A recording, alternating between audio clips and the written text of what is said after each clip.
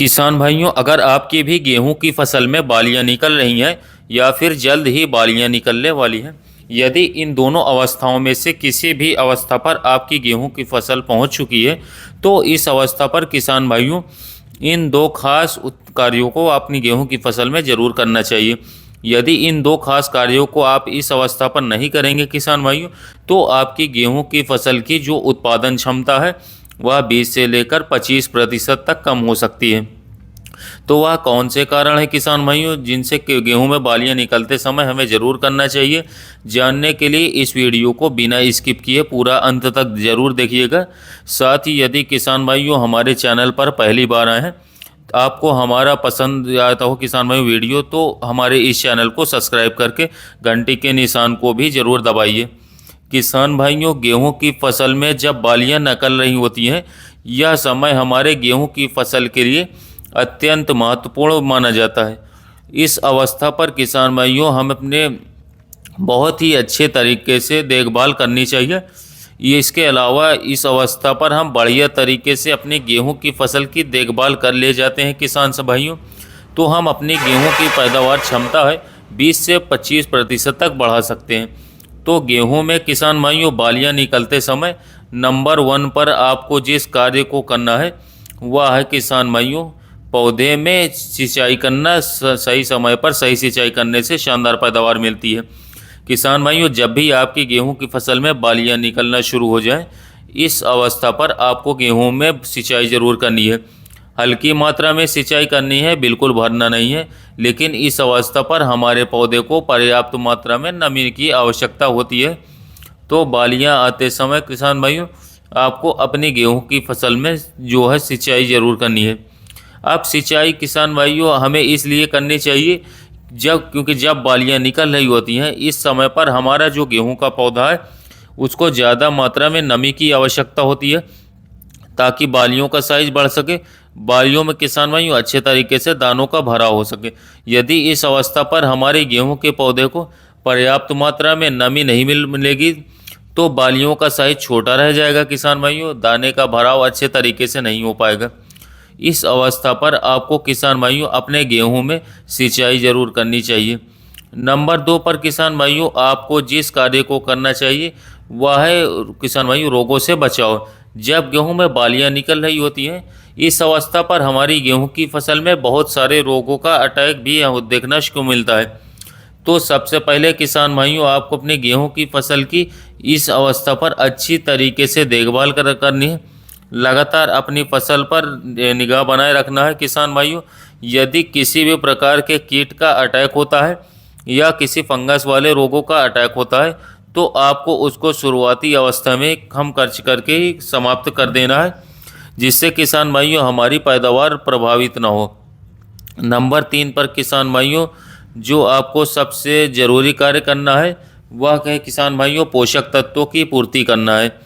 गेहूं में बालियां निकलते समय हमारे गेहूं के पौधे में अच्छे से लंबे बालियां आए, बालियों में किसान भाइयों 100% वजनदार दाने का भरा हो। इसके लिए हमारे गेहूं के पौधे में इस अवस्था पर हमें कुछ खास खाद स्प्रे का प्रयोग करना चाहिए। मैं उसके लिए किसान भाइयों आपको नंबर 1 पर बात करूं जिस स्प्रे का उपयोग करना है बालियां निकलते समय, इस स्प्रे का नाम है किसान भाइयों NPK 05234।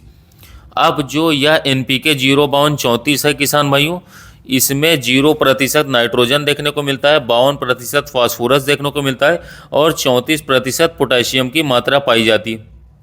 गेहूं में जब बालियां निकल रही होती हैं किसान भाइयों, इस समय पर हमारे गेहूं की फसल में नाइट्रोजन की आवश्यकता नहीं होती है, क्योंकि नाइट्रोजन डालने से हमारे गेहूं की बढ़वार जो होती है, कल्ले फूटते हैं और यह दोनों प्रक्रिया पहले हो चुकी होती है, तो हमें नाइट्रोजन की आवश्यकता इस समय पर नहीं होती। फास्फोरस की आवश्यकता कुछ होती है किसान भाइयों, और सबसे ज़्यादा आवश्यकता होती है इस समय पर पोटेशियम की होती है। इस अवस्था पर किसान भाइयों जब हम NPK 05234 का प्रयोग करते हैं, तो किसान भाइयों हमारी गेहूं की फसल में बालियों का जो निर्माण होगा वो गेहूं में स्वस्थ बालियां आएंगी। इसके साथ साथ बालियों का साइज बड़ा होगा, लंबी बालियां आएंगी। बालियों में किसान भाइयों 100% दानों का भरा होगा।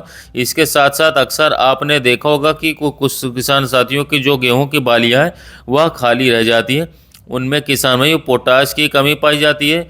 यदि बालियां निकलते समय हमारे पौधे में पोटाश की कमी होगी तो निश्चित ही हमारी गेहूं की बालियों में अच्छे से दानों का भराव नहीं हो पाएगा। लेकिन यदि आप स्प्रे का प्रयोग करेंगे तो आपकी गेहूं की फसल में किसान भाइयों जो दाने आएंगे वह मोटे, चमकदार, सुंदर एवं वजनदार आएंगे और आपको किसान भाइयों भरपूर पैदावार देखने को मिलेगी। साथ ही हमारी जो गेहूं की फसल है उसकी जो रोग प्रतिरोधक क्षमता है उसमें भी काफ़ी ज़्यादा वृद्धि देखने को मिलेगी। हमारा जो गेहूं का पौधा है किसान भाइयों वो उसमें तो तना मजबूती मिलेगी। इसके अलावा भविष्य में यदि थोड़ी बहुत तेज़ हवाएं भी चलती हैं तो हमारा पौधा उसको सहन कर लेगा। मैं इसमें समय किसान भाइयों आप NPK 0/34 1 किलोग्राम प्रति एकड़ 120 लीटर पानी में घोलकर स्प्रे कर सकते हैं। और कुछ किसान भाई हमारे यहाँ पूछते हैं कि क्या हम 0/34 के साथ बोरॉन का प्रयोग कर सकते हैं कि नहीं। तो निश्चित ही आप बोरॉन का प्रयोग कर सकते हैं। इसके साथ बोरॉन की आपको जो मात्रा लेनी है किसान भाइयों मात्र 100 ग्राम प्रति एकड़ के हिसाब से लेनी है। और किसान भाइयों अगर आप इन दोनों खादों का स्प्रे करेंगे काफ़ी शानदार रिजल्ट आपको देखने को मिलेगा अपनी गेहूं की फसल में। जो बोरॉन होता है किसान भाई उसको डालने के बाद हमारे पौधे में कई सारे फायदे देखे जाते हैं। जैसे किसान भाइयों फल फूल बहुत अच्छे तरीके से बनते हैं इसका प्रयोग करने के बाद में। और जो परागण की किसान भाइयों प्रक्रिया है वो भी काफ़ी ज़्यादा तेज हो कर देता है। इसके अलावा यदि हम अब NPK 0/34 की मात्रा की बात करें किसान भाइयों तो आपको 1 किलोग्राम से लेकर 1.5 किलोग्राम प्रति एकड़ तक आप बालियां निकालते समय प्रयोग कर सकते हैं। साथ में किसान भाई 100 ग्राम बोरॉन मिलाए और लगभग किसान भाइयों 120 से लेकर 150 लीटर पानी में घोल बनाकर स्प्रे कर सकते हैं। निश्चित ही किसान भाइयों आपको चमत्कारिक फायदे देखने को मिलेंगे किसान भाइयों अपनी गेहूं की फसल में।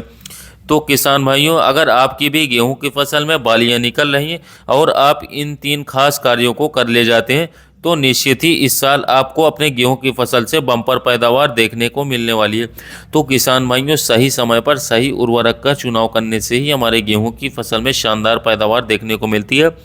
और किसान भाइयों एक खास बात, जब आप उर्वरक का डोज बढ़ाएं तो उर्वरक का डोज बढ़ाते हुए आप पानी की मात्रा भी बढ़ा लें जिससे कि आपको फसल में नुकसान देखने को नहीं मिलेगा। और बोरॉन की जितनी मात्रा बताई है उससे आपको 10 ग्राम भी ज़्यादा नहीं करना है। बोरॉन उतनी ही मात्रा में स्प्रे करें क्योंकि ज़्यादा स्प्रे ओवरडोज करने से भी हमारी फसलों में घातक हो जाता है। धन्यवाद किसान भाई।